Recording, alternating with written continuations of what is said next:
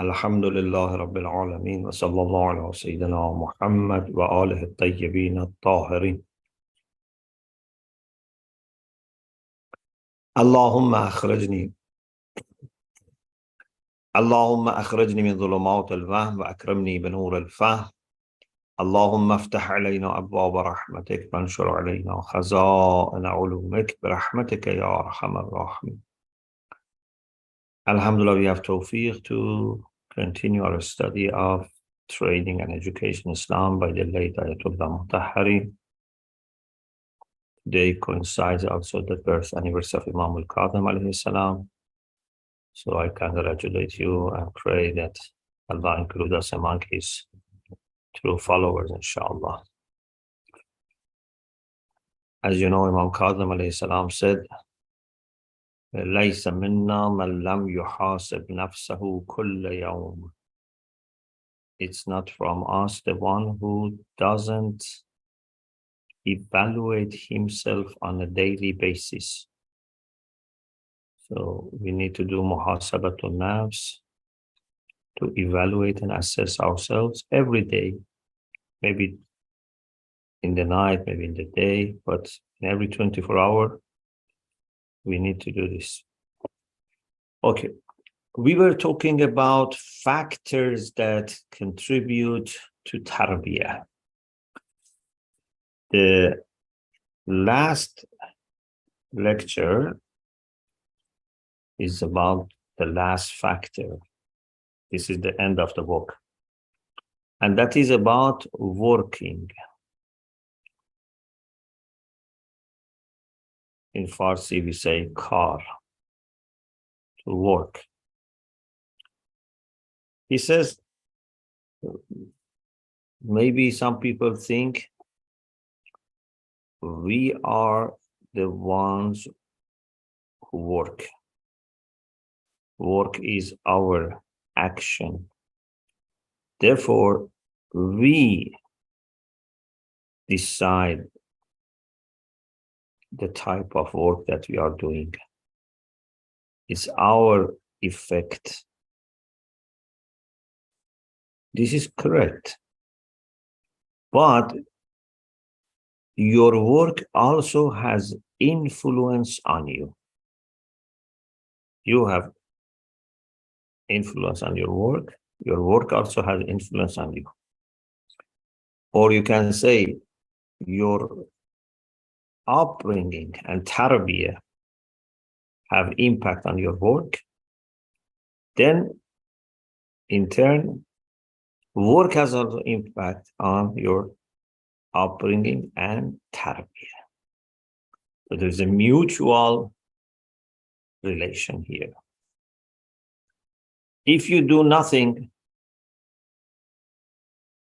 or if you work, they are different. And then when you work, what do you do? How do you do? They all have influence on your character, on your traits of character, and therefore we need to discuss this properly. He starts first with some hadiths that are samples. These are not the only hadiths. Just as examples, with some hadiths that show Islam has very high regard for people who work.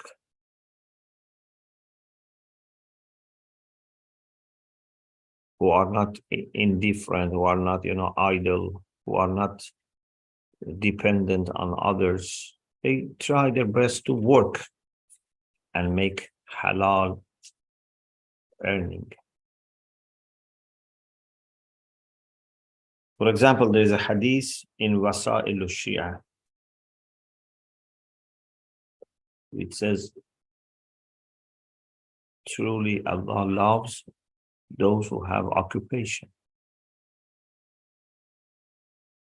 Or the famous hadith, Al-Qaddu ala iyalih kal-mujahid fi sabilillah. Someone who works hard in order to look after his family and those who depend on him is like a mujahid who struggles in the way of Allah. Or mal'oonun man alqa kallahu ala nas. The one who puts his burden on others, just benefits from others without benefiting them, is mal'oon. It's far from mercy of Allah. Or it is said that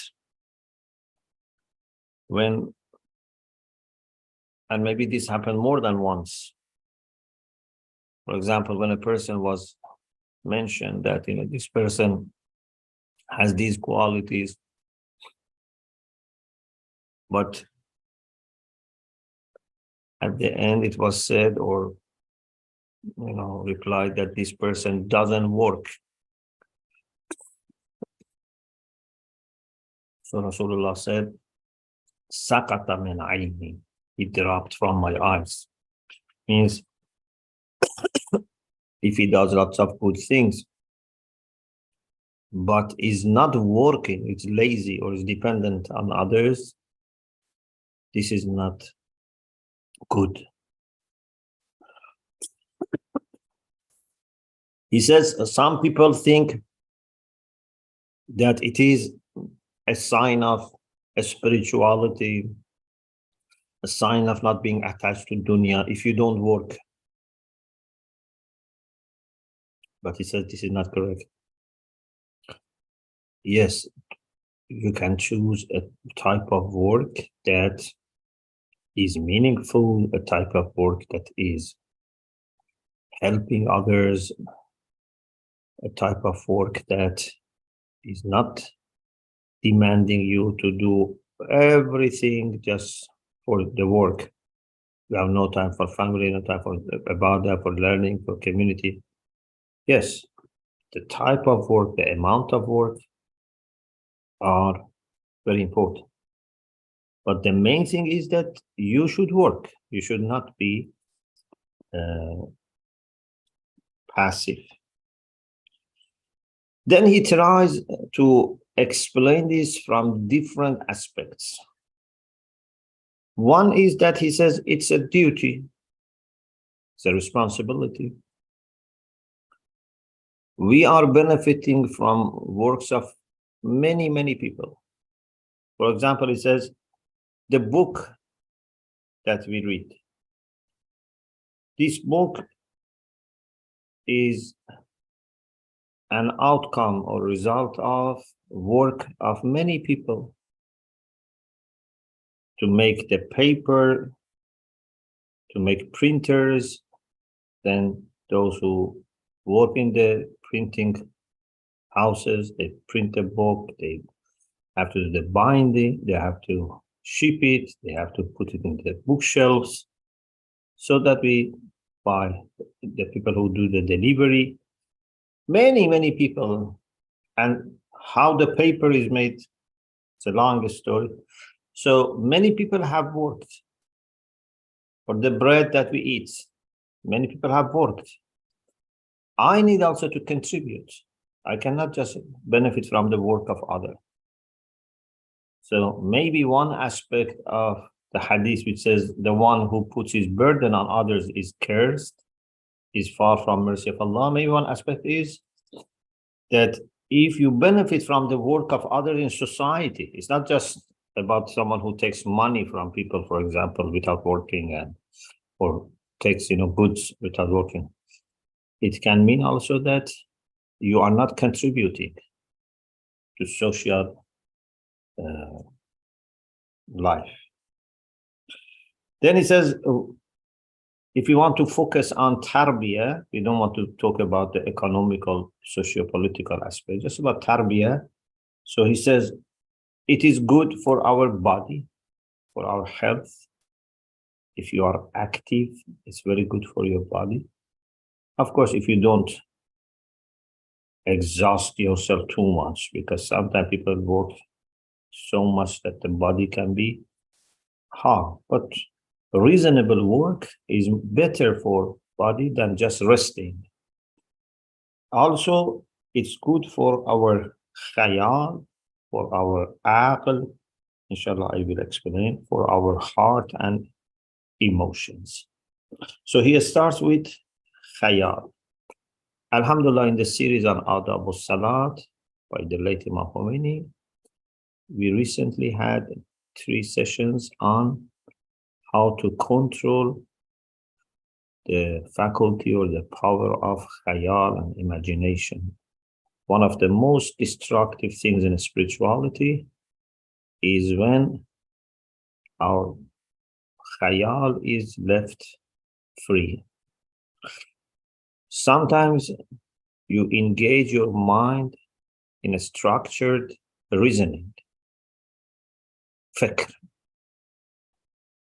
This is good.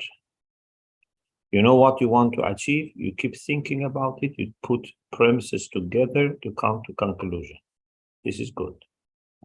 But if you leave your mind to itself, mind is not going to relax or let you relax. Mind is going to just go to the storage of the ideas which are preserved, the images which are there, play with them in a very creative way, putting them together or creating new things, and basically pushing you to the direction that your nafs wants. Many sins, many immoral actions and decisions happen because of qawway khayal. People think about something and they become so excited about it that they cannot resist anymore. Initially was just a little attraction, but when you keep, thinking about it and let your khayal, develop it, so it makes such a huge thing that you cannot resist its attraction anymore. Or sometimes you think about someone who did something or said something that you didn't like. You can keep thinking, and then you explode. You so much then would hate that person. It has started from something small, but your khayal can develop it to become something that you cannot resist. Many kind of enmities, hostilities start with little things, but khayal is free and they don't control the khayal and it becomes big issue.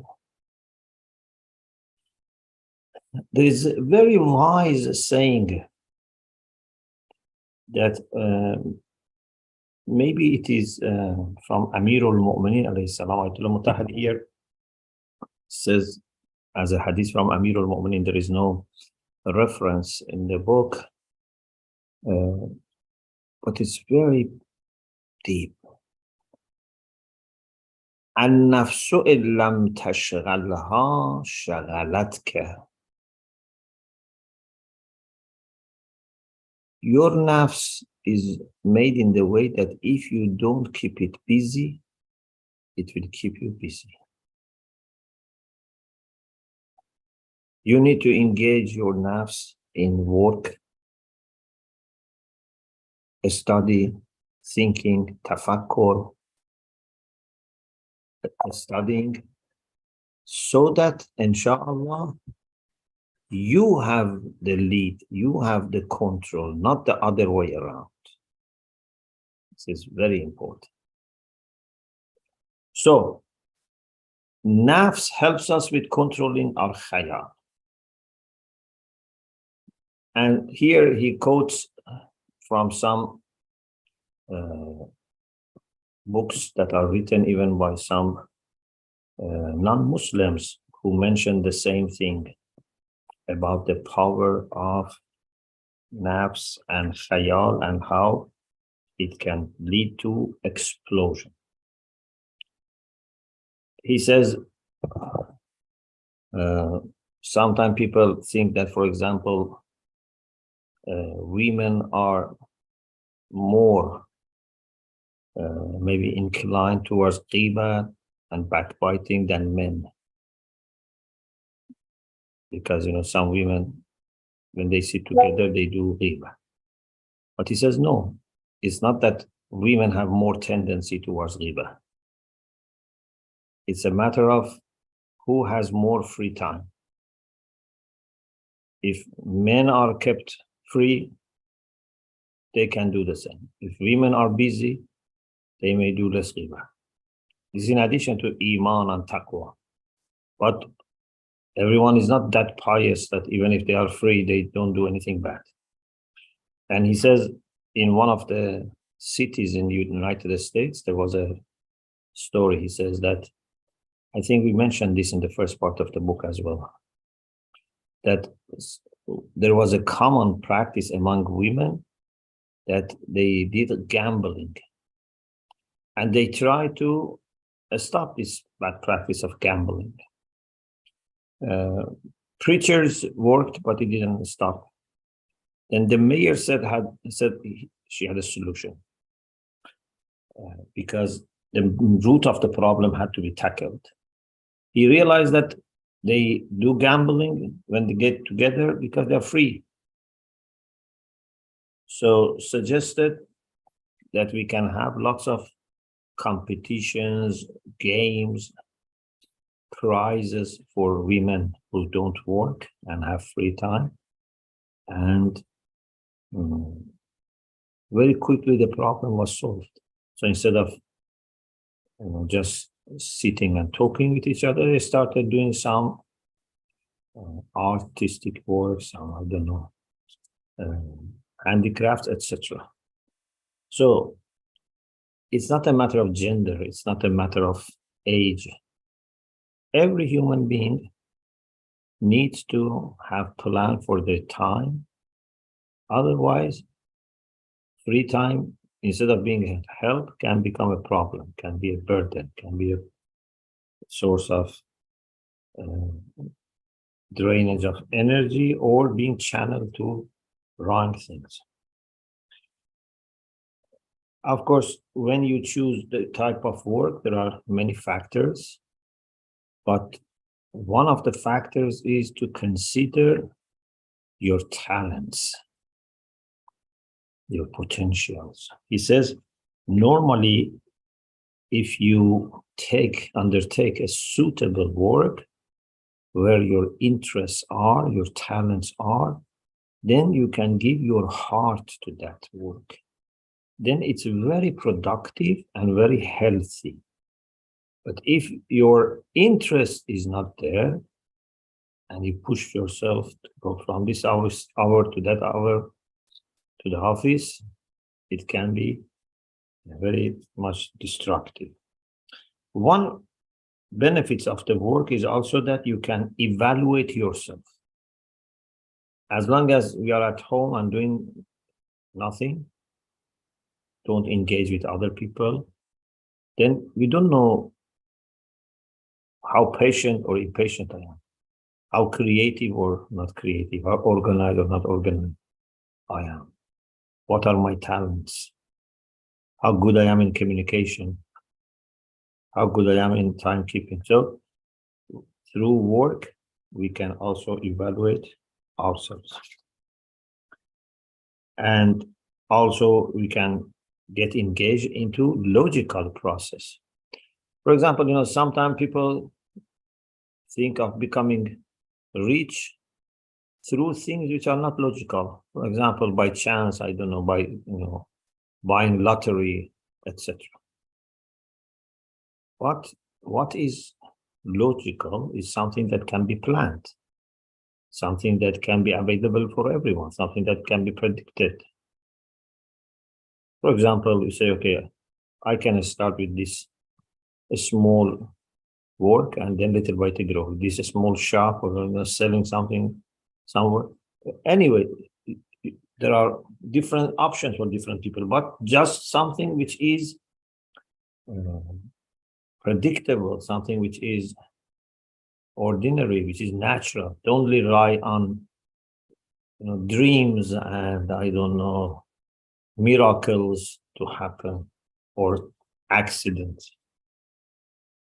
And also impact on heart. He says, when you don't work at all, your heart can become hard. As we suffer qasawatul qalb. He says one of the minimal benefits of working is that it prevents from qasawatul, from our heart being hard. Then he says, as a summary, working at the same time that it is the effect of our thinking, our soul, our khayal, our heart, our body, but it's also making them.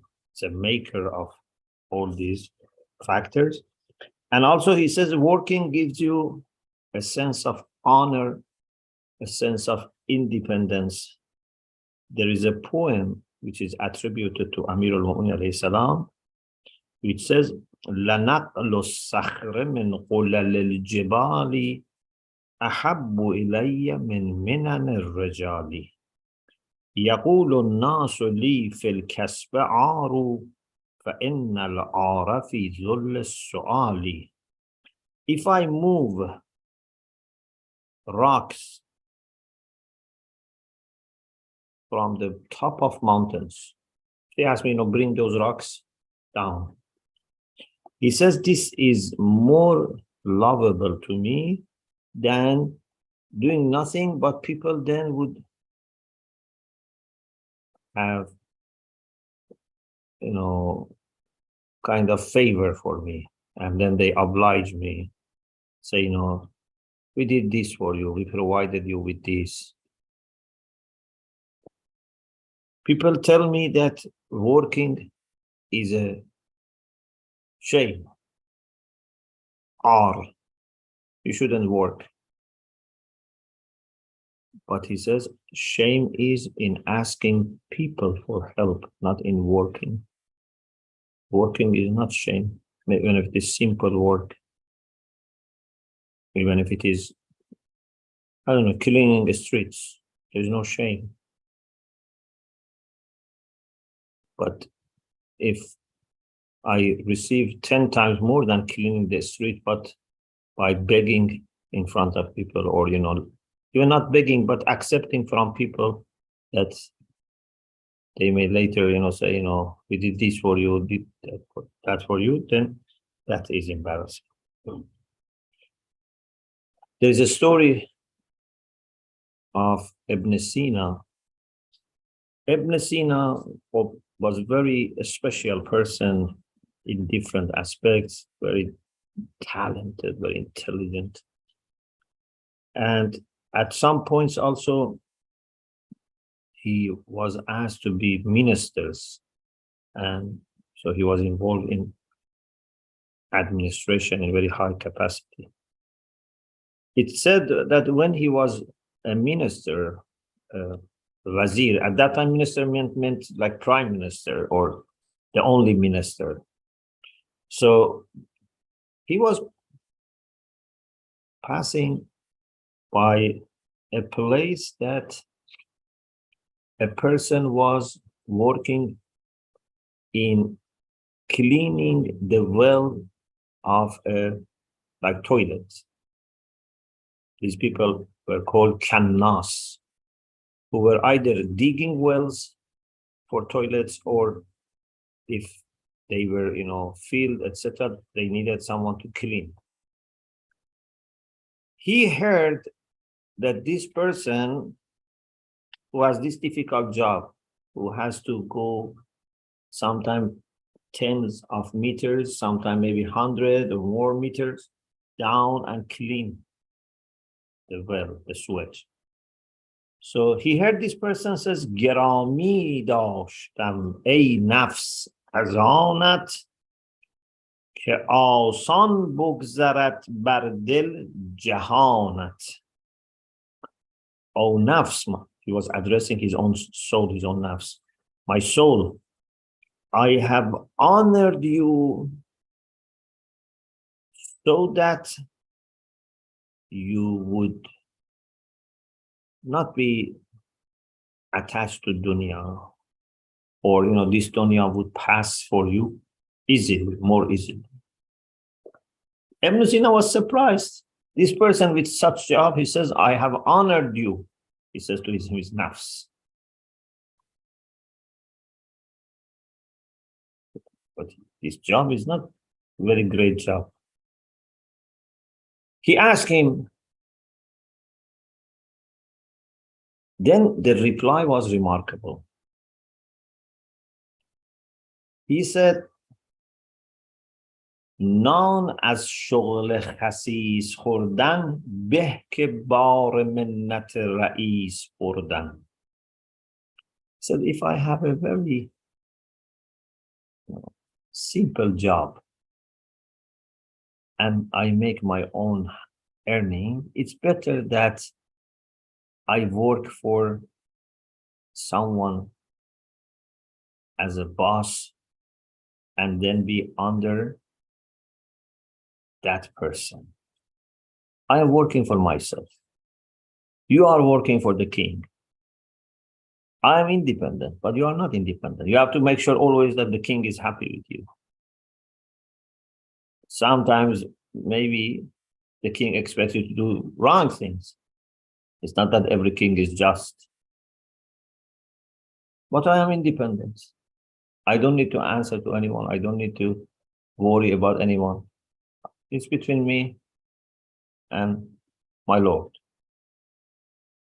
So he was surprised by this deep understanding of this person, that he finds a simple work a way of honoring his nafs, something that people who have high positions but they have to be dependent on others are deprived of.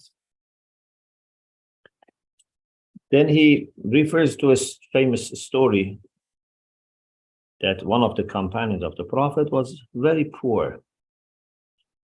One day, his wife told him, go to the Prophet and ask the Prophet for help. So he says, I went to see the Prophet. The Prophet was sitting and with his companions. And he says, before I mention anything, the Prophet said, Man sa'alana a'ataynah wa man istaghna anna aghnahullah. Whoever asks us, we will give him. But whoever istaghna anna, whoever feels that he doesn't need us, Allah will make him rich. So if you ask me for help, basically to put it simple, if you ask me for help, I will help you. But if you don't ask me for help and rely on Allah, Allah will make you rich. So he didn't ask for help. He went home. Again, another day, his wife said, go and ask the Prophet for help. So this repeated 3 times. Then he realized that, no, this is a message for me. And he felt that he can do something because Rasulullah is telling him, if you don't ask for help, Allah will make you rich. So he said, let me start with something simple. To go out of the city and collect some, wood, etc. He didn't have, of course, instruments, equipment. He was very poor. So he borrowed from some people. And the first day he went and worked, he managed to sell them and make a little money. And he was very happy. Then he tried to continue. And then he was spending part of the money, saving part of it. After some time, he managed to buy equipment for himself. Even he managed later to buy an animal for carrying. And little by little, he was free from need. So one day again, he went to the Prophet, sallallahu alaihi wasallam, and Prophet said, didn't I tell you, Man sa'alana a'taynah wa man istaghna anna aghnahullah. Whoever asks us for help, we help. But if they don't ask us for help, Allah will make them rich. So there is very rich literature about this. He refers also to the work of some poets like Nasir Khosrow about significance of work, about sayings of some philosophers like Socrates, who said that working is the capital for happiness and prosperity. And in this way, the book ends. Of course, when we say people should work, we have discussed this in other places, for example, in Islamic lifestyle, Mafatihul Hayat, etc. There are lots of details. But as a summary, my understanding is that men should work, especially if it can be outside home, even if they don't need. It's good to be busy. Even if you don't need money, or someone says, I give you money, say, no, I want to work. I don't want to sit at home. Then it's a matter of what type of work. But for women, work is not as necessary as men, especially outside work. Women should be doing what they really like. Men, even if they don't like something, they have to work. It's better for them, for society, for different reasons, for family. If they work, they go out if possible and keep themselves busy. Even if they don't need, even if it is just, doing something which may look, useless. But it's better to work than not doing anything. But women should be working if they really like, if there is need, and not exhausting themselves, and not undermining and underestimating the work which is sacred, which is the work as a wife, as a mother. These are very important. So we shouldn't make a distinction between men and women when it comes to amount and type of the work.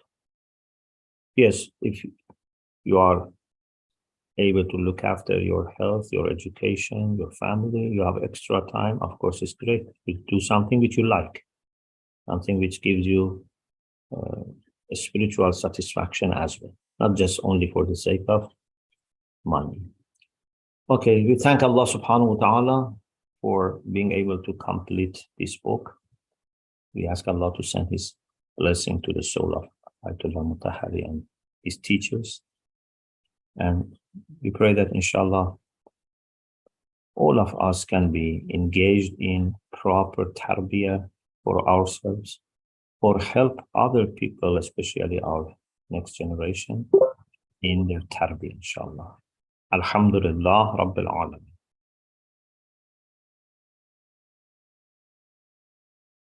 Yes, anyone with questions can raise their hands.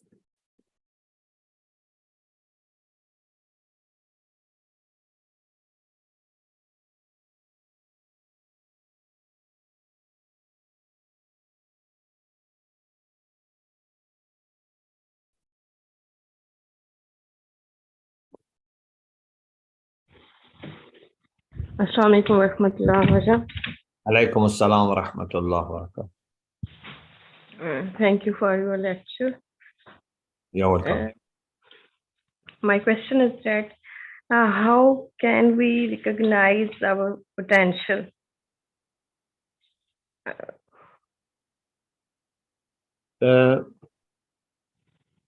Through the activities that you have had in the school, in the community, in the family, trying different things, you should be able to find out where you have more talents or more interest.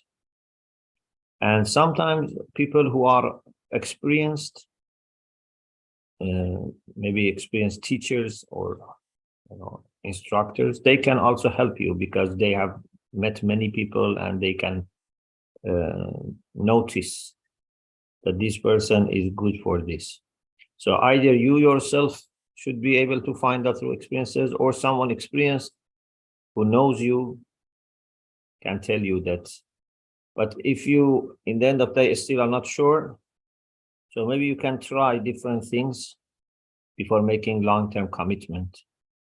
Take your time and try few things that you think you might be more suited to that field, and then you can realize. Of course, many people have more than one area that they can, really flourish. It's not just one, but some people, maybe there is an area that they are particularly talented for that. You have to find where you can be more successful. Everyone certainly has some areas that can really flourish.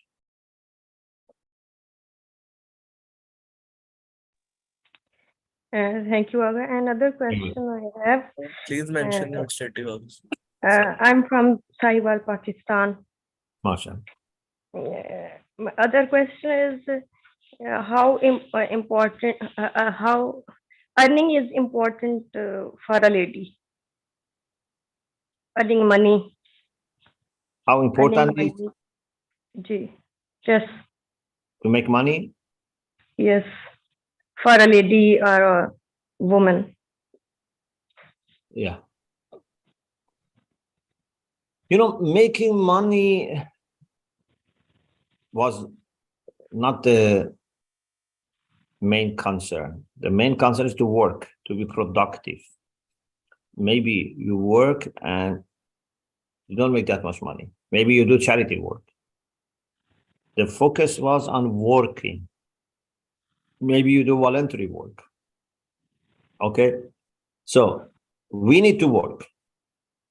But as I said, there's a difference between men and women in the amount and type of the work. But we need to work. The second thing is we need to make halal earning. And a little saving, because sometimes unexpected things may happen. So we should have a little saving. Not, lots of saving for, many, many years to spend, and still it will not finish. We need to have some reasonable saving. So for ladies, normally the responsibility is not upon themselves, either it's on father or husband. But if you can make some reasonable work without sacrificing your health, your spirituality, your haya, your family life, it's good to work and make some money also and use it in the way that Allah is pleased with.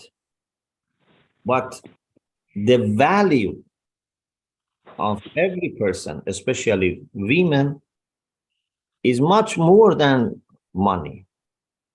So we should not work just for the sake of money. Do something you like, do something that you think is helping humanity, helping other people. And then on the side, some money comes and, okay, you keep that money, you use that money, whatever is needed. But to have this mentality that either I make money or I am useless, this equation is not right. This is not true. That either I make money or I'm useless. No. There are many, many things that you can do without making money, and still you can be very productive. So we shouldn't let social norms, which normally are imposed by, social media or movies, films, etc., to affect us. We do what we are supposed to do. I have extra time. I have done my learning, studies, etc. I work. I decide. I don't let society decide for me, or the culture, which is not necessarily Islamic, decide for me. If I need to work, I work. How much? I decide. Where to work? I decide based on my values, based on my responsibilities. I am now young, I can work. Later I have children, for example, teenagers especially, they need my attention. I don't work. I decide what's the best for me, for my family, for my community, I will do it. I don't let anyone to dictate me what to do. Thank you. Thank you very much. May Allah bless you, inshallah. Assalamualaikum. Alaikum assalam wa rahmatullah. It is okay if I ask a quick question? Inshallah. Please mention I your just- city as well. Yeah, I'm from Dubai. Yeah. Yeah, and I just wanted to know regarding ruju. What is ruju in like fiqh, and what is ihtiyat wajib? Can you explain with the example? Ruju is normally used for turning from taqlid of one marja to another marja. So it can be in one mas'ala, your muqallid is Grand Ayatollah A, but in this mas'ala, you want to do ruju, means to refer to another marja. Sometimes can be for the whole taqlid, but sometimes it's just for one mas'ala. So if your marja has fatwa, you cannot do ruju to another marja Okay. unless the second marja is equal in a'lamiyya to your knowledge. Then some maraja allow, even if it is fatwa, you can refer to another marja, but condition is that must be equal in a'lamiyya. So if two marja are at the same level, you have chosen one of them. In this mas'ala, you can choose to follow the second one if they are equal in a'lamiyya, It's knowledge. in knowledge, yeah. Some allow that. But if it is not fatwa, it is ihtiyat wajib, means your marja is not 100% clear that what is the Islamic ruling, so he cannot issue fatwa. But he says, as a matter of necessary precaution, as a matter of ihtiyat wajib, you should do this. Okay, when there is ihtiyat wajib, you can refer to the one who is second in a'lamiyya, not equal. Even if it is second, it's lower, but is the next person, fal a'lam. You can refer to fal a'lam, to the second person in a'lamiyya. Not any mujtahid. The one who is the next a'lam. So for ihtiyat wajib, there is more space. You can go to someone that you know he's not equal, but it is the second. But if there is fatwa, you can only refer to equal in a'lamiyya according to some maraj.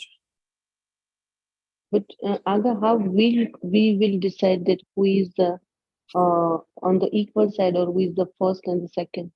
Means I don't know. In the same way that you established who is a'lam.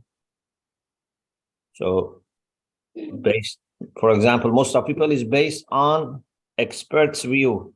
Yeah, we are not experts, we refer to experts. So the experts tell us that in this time, this person is the most knowledgeable, or they say there are few people that they are the same level. So those experts can tell us. If you are not sure that the second person is equal, then for fatwa, you don't refer to anyone else. Okay. Okay, thank you. May Allah bless you.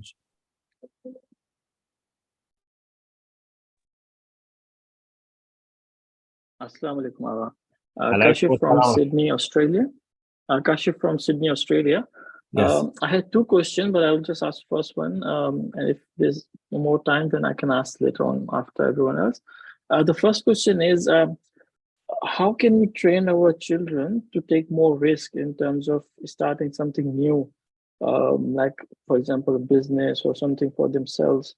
Because I know whenever most of us try to start something new, there's fear factor, taking risk. So how can we train our children to take more risk as such? Thank you. Yeah. So one is maybe to make them familiar with the lives of other people, that in every field, even in science, but especially in politics, in social work, charity work, in business, unless you take risk, normally there is no big success. You have to be able to make decisions, difficult decisions, take risk, but measured risk, not bulk risk. This bulk risk is like gamble. No, we don't want to gamble, but measured risk means you study, you consult, then you put your trust in Allah subhanahu wa ta'ala and do something. So if they study lives of people who have taken this route, for example, you can arrange a meeting with some successful people in business, in community, family, etc. And also tawakkul. If we develop the sense of tawakkul, it's very good. Because the type of work is very important, and one factor, it's not the only factor, is that if you can have a type of work that you are independent, and indeed you can create job for other people, but you have the control, that is also a preference. And many times this, as you said, needs risk, but this is a good risk.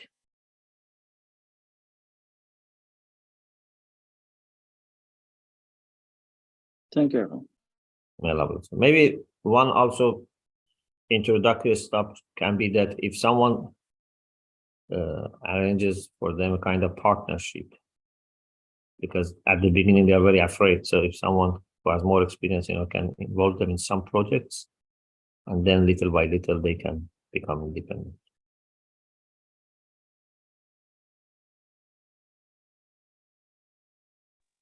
Assalamu alaikum. I'm speaking from Lahore, Pakistan. Alaikum assalam wa rahmatullah. And I congratulate you on the event of Eid al-Ghadir and today the Milad of Imam Musa Kazim. And I have a question. As sometimes it is difficult to complete all the tasks, but I like to do on regular basis. And if I divide these tasks on month or a week, then it made me curious about when the day will come when I will complete the specific work. So how I can overcome from this curiosity? And iltimasa dua. Thank you. Thank you. Congratulations. May Allah bless you. So I'm not sure I understood the questions. Sometimes there are tasks that you cannot do during the day. Could you or someone explain what was the question?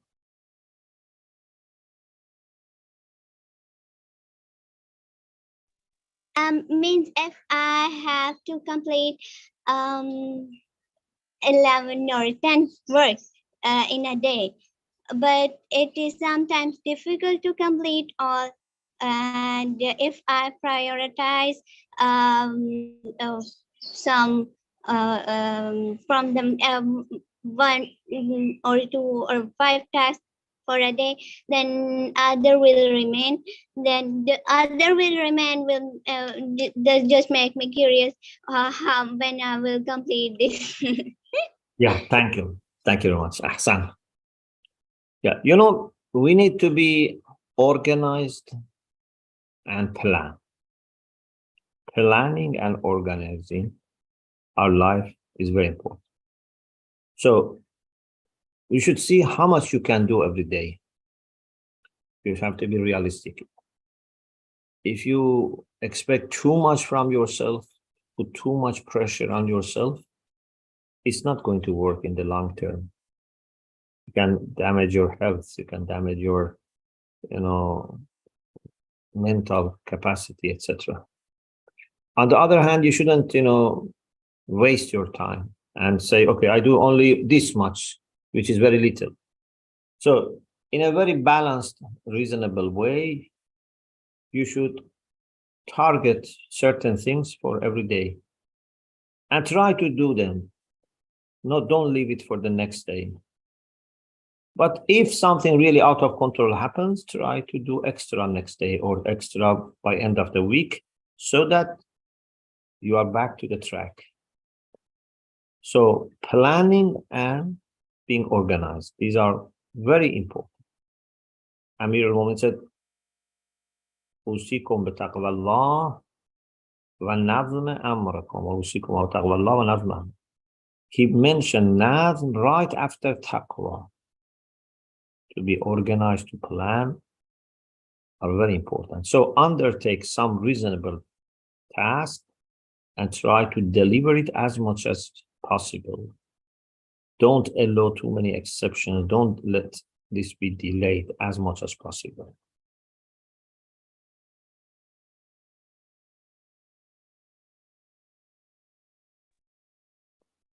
Assalamu alaikum. Alaikum salam wa rahmatullah. One question related to Please the. mention your city also. Yeah, I'm from Delhi, India. Yes. Bismillah. Yeah, my question was with regard to doing business, right? So since Islam recommends people to start their own venture, right? But usually, if you compare business with job offers better work-life balance as compared to business. Business, you need to take a lot of stress. You need to work very hard, right? And you will not find enough time to give to your family and to your societal responsibilities, right? So what do you say, like how we should basically do the job? Job is always has limited salary and everything, but it actually gives you much more better quality of life. Yeah, if you have to choose between having your own business, but then having no time at all for your family, for community, and just always be working, and having a decent job in a company or office, which is nice job, Islamically is fine, you feel happy about it, and you have then extra time. So the second is better if you have to choose between the two. But if the second is working in a place that is not good, you are not happy with the work that they do, no. Or if you can do for yourself, and maybe after 1 year, 2 years of putting energy, but then you can have normal hours, then the first is good. But if it is a matter of choosing between your own business that all the time demands extra hours of work, working in evening, weekend, traveling too much, then having no time for your family, then no. Okay. Thanks. Your family need you more than they need money. Right. First is being available and having quality time with family. Okay, Shane. Thank you. May Allah bless you.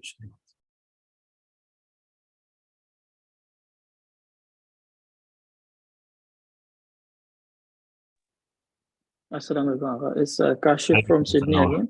Yeah, Yes. for my second question, could you please explain to us all regarding the importance of updating our skills and training ourselves to get better opportunities and better reward in terms of the principle that the things or the blessings comes to those who deserve it rather than those who really need it. Because a lot of times people think that if they need something, Allah will give it to them, rather than if they make themselves deserving by training themselves, upskilling. So please, can you elaborate on that one? Thank you. Jazakallah. Yeah, it is very interesting that at the same time that we believe Allah is Razzaq, Allah is the sustainer, we are also asked to seek rizq, talabur rizq. Yeah, it's like knowledge. Allah has oceans of knowledge, but you need to seek knowledge. You cannot say, you know, I sit at home and he gives me knowledge. For rizq also, you need to seek rizq.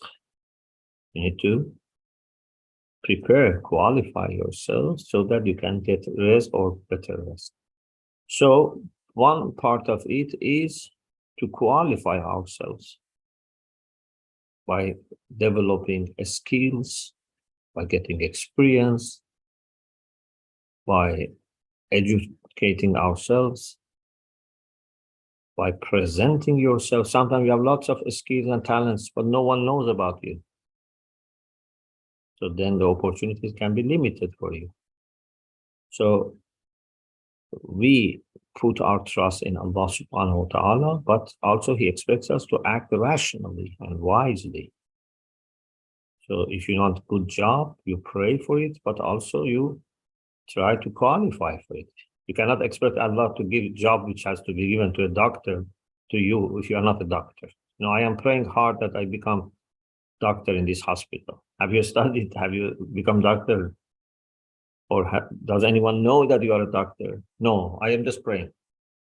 No, you have to act rationally, wisely, and pray. Prayer is very important, but prayer is taken seriously by Allah when you have worked towards fulfillment of that prayer.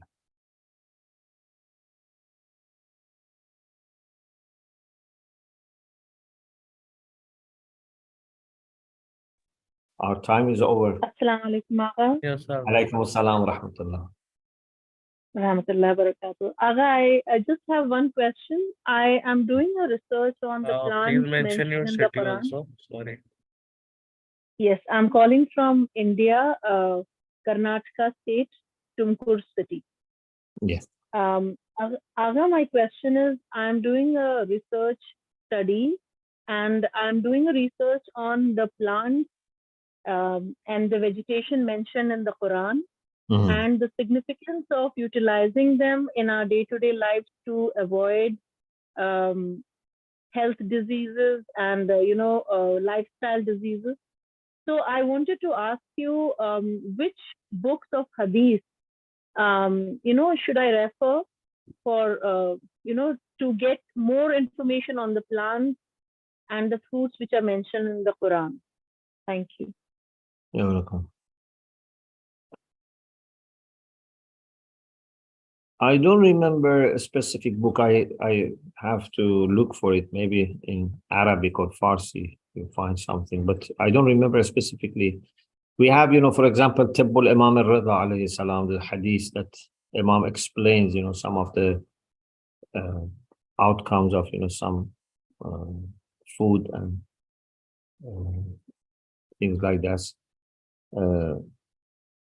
Maybe the best way to start with your research is to start with the books of tafsir, not hadith.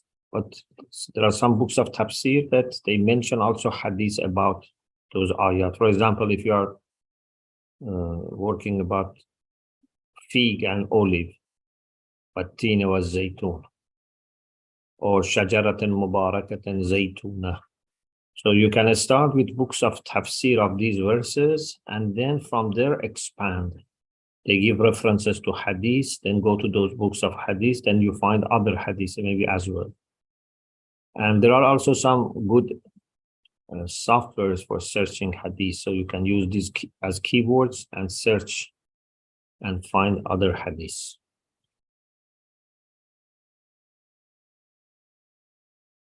Yes, Aga, can you please recite the dua? Inshallah. Bismillah ar-Rahman ar-Rahim. أما يجيب المضطر إذا دعاه ويكشف السوء. أما يجيب المضطر إذا دعاه ويكشف السوء. أما يجيب المضطر إذا دعاه ويكشف السوء. اللهم كل وليك الحجة ابن الحسن صلواتك عليه وعلى آبائه في هذه الساعة وفي كل ساعة وليا وحافظا وقائدا وناصرا ودليلا وعينا حتى تسكنه أرضك طوعا وتمتعه فيها طويلا وامن علينا برضاه وهب لنا رأفته ورحمته ودعاءه وخيره اللهم اشف مرضانا اللهم اشف مرضانا اللهم ارحم موتانا اللهم اقض حوائجنا اللهم يسر أمورنا برحمتك يا أرحم الراحمين. التماس دعاء.